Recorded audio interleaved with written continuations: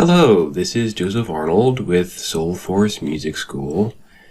Today I'd like to share with you this little diagram I call the fractal of music. I created this diagram in order to show all of the different levels at which we might practice music, or the different levels at which we might care about performing music, or in teaching, because we can practice, perform, and teach from lots of different levels. From, as you can see, the level of just playing the notes, or focusing on certain techniques, or focusing on sound quality or expression. And, those are the sort of conventional kinds of things that you're probably used to thinking about in terms of how you practice, and what you were taught in lessons, and how you teach lessons.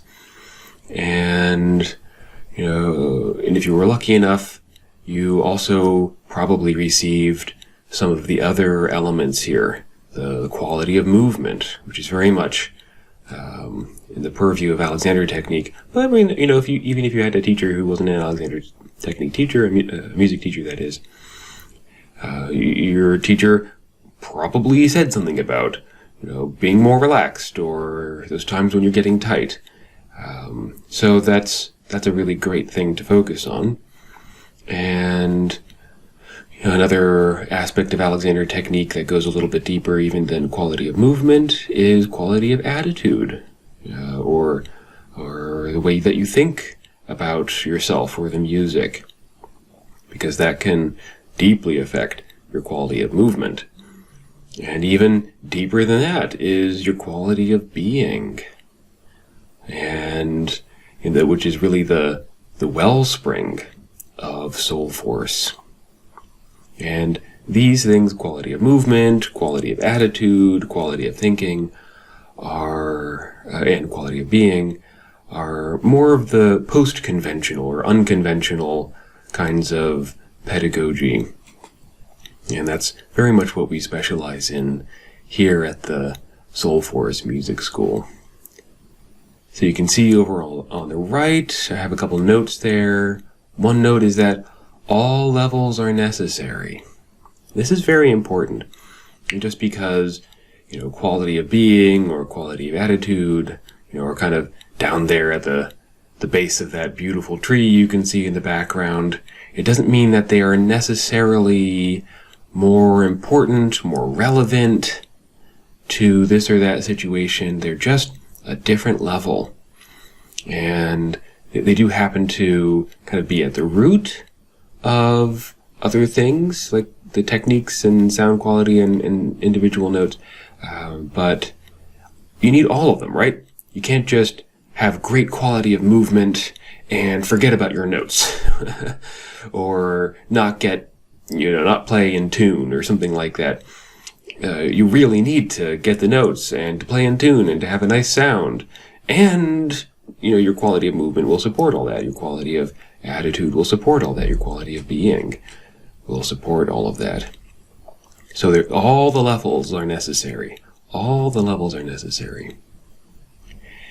And at the same time, like I mentioned just a minute ago, deeper levels give you more access to Soulforce. So once you have the notes in place, once you have your techniques and your sound quality and the basic expression, the phrasing of your pieces, then once that's all pretty easy for you in a particular piece or whatever, then you have the opportunity to think about these other aspects: movement, attitude, being.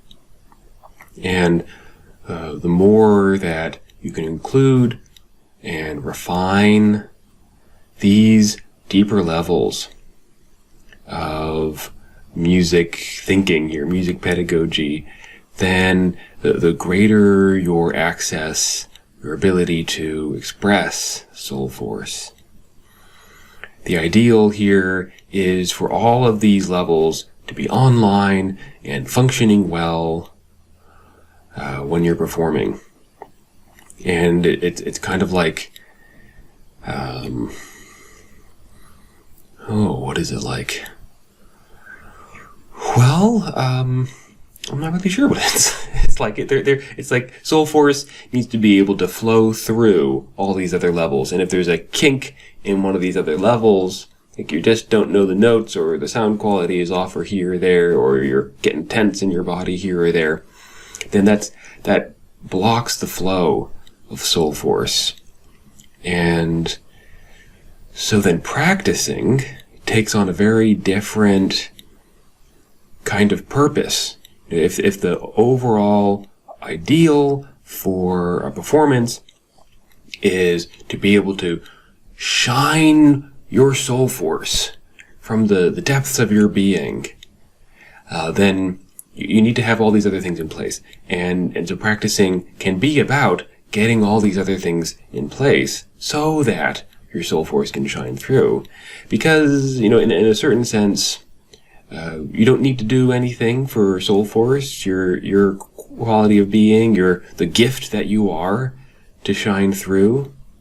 It'll happen automatically when your quality of attitude, when your quality of movement, and all your techniques, and all your notes, when all that's in place, the great beauty that's inherent to you, to your soul, to use a word borrowed from spirituality, that will shine through, and it will be beautiful. It'll give your performances such a haunting and vibrant quality.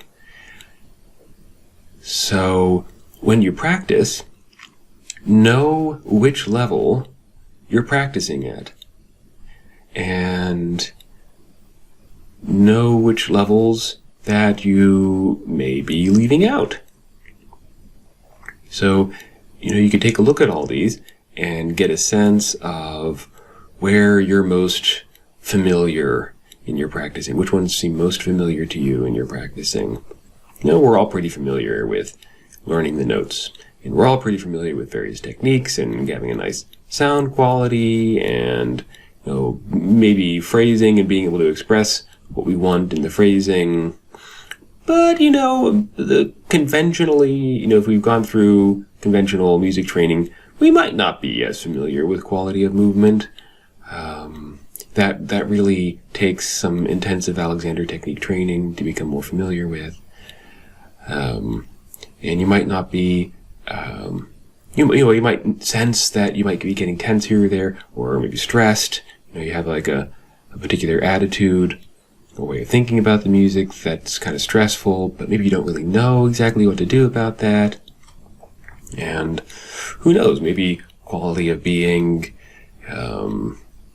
is very available to you. But, if you're anything like me, after my conservatory training, I didn't really know anything about that. So it's useful to know which of these levels that is very familiar to you and which ones aren't so familiar to you, so you know where to really focus. Focus your attention as you practice and as you shape how you practice over time. And, if you're a music teacher, same thing. As you teach, notice to which level you are teaching the student. Maybe, because when you match the level of at which you're teaching to what the student actually needs, then of course that would be much more useful to the student and much less frustrating to both of you, much more fun, because you'll be able to give the student what he or she needs, in actuality, rather than kind of talking at cross purposes that could possibly happen. So this is really vital in teaching as well, to know about these different levels and to be able to have some facility in switching between levels and and to be able to, so that'll give you the kind of full spectrum of music pedagogy to offer to your students. And then in performance, as you perform, there might be certain times when you like, oh my God, I don't know the notes. You might be thinking that to yourself in this particular section, the very challenging section, maybe you're not quite sure of the notes all the way. And so you might notice your mind going to that. Or in another spot, you might notice your mind going to the sound quality, or to your quality of movement, or to your stress level, or your quality of attitude. So, and it's perfectly appropriate to know as you're performing where you are in this fractal of music. And again, it's about the ability to quickly, easily switch among all these levels, and eventually to be able to attend to all of them simultaneously. And that may sound like a really big task, but you know how this works with music. Once you really know the notes, you don't have to think about them so much.